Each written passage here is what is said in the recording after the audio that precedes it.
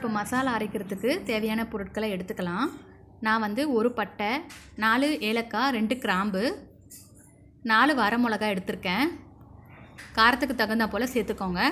இப்போ 4 table spoon அளவுக்கு கொத்தமல்லி, இது எல்லாத்தையும் நல்லா வந்து ஃப்ரை பண்ணி எடுத்துக்கோங்க. இது நல்லா வந்து பொன்னிறமாக ஆனதும் ஒரு தட்டில் ஆற வச்சுருங்க. நல்லா பவுட்ரு பண்ணி ரெடி பண்ணிக்கலாம். இப்போது மறுபடியும் அதே கடாயில் ஒரு 4 டேபிள் ஸ்பூன் அளவுக்கு நல்லெண்ணெய் சேர்த்துக்கலாம். நல்லெண்ணெய் சூடானதும் ஒரு 1/4 ஸ்பூன் அளவுக்கு வெந்தயம், இதை நல்லா சேர்த்துட்டு 1 கப் அளவுக்கு சின்ன வெங்காயம், இது எல்லாமே நல்லா ஃப்ரை ஆனதும் 1.5 டேபிள் ஸ்பூன் அளவுக்கு இஞ்சி பூண்டு விழுது சேர்த்துக்கோங்க. இதோட பச்சை வாசனை போகிற வரைக்கும் நல்லா வதக்கி எடுத்துக்கோங்க. இது நல்லா வதங்கினதும் நம்ம கழுவி க்ளீன் பண்ணி வச்சுருக்க சிக்கனை இதில் சேர்த்துக்கலாம். 1/2 கிலோ அளவுக்கு சிக்கன் சேர்த்துருக்கேன். இப்போ சிக்கன் வந்து நல்லா மூடி போட்டு வேக வச்சோம்னா அதுவே தண்ணி நல்லா விட்டு வரும்.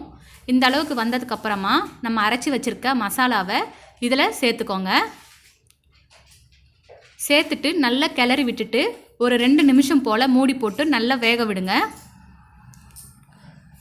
இது நல்லா வந்து காரசாரமாக நல்லா டேஸ்ட்டாக இருக்கும். செம்ம சூப்பராக இருக்குங்க. கண்டிப்பாக ட்ரை பண்ணி பாருங்கள்.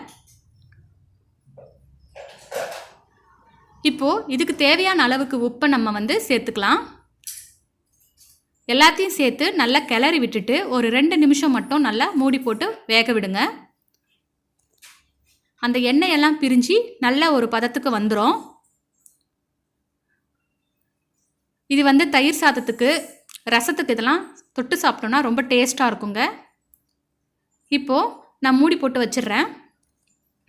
ஒரு 2 நிமிஷத்துக்கு அப்புறமா பார்ப்போம். பார்த்திங்கன்னா நல்லா குக்காக இருக்குது. நம்மளுடைய சூப்பரான சிம்பிளான சிக்கன் ஃப்ரை வந்து அருமையாக ரெடி ஆகிடுச்சு. இப்போது இது மேலே கொத்தமல்லி தழைகளை தூவி விட்டு பரிமாறிக்கலாம். கண்டிப்பாக இந்த ரெசிபி உங்களுக்கு பிடிக்கும்னு நினைக்கிறேன். பிடிச்சிருந்ததுன்னா உங்கள் ஃப்ரெண்ட்ஸ் அண்ட் ஃபேமிலிக்கு ஷேர் பண்ணுங்கள்.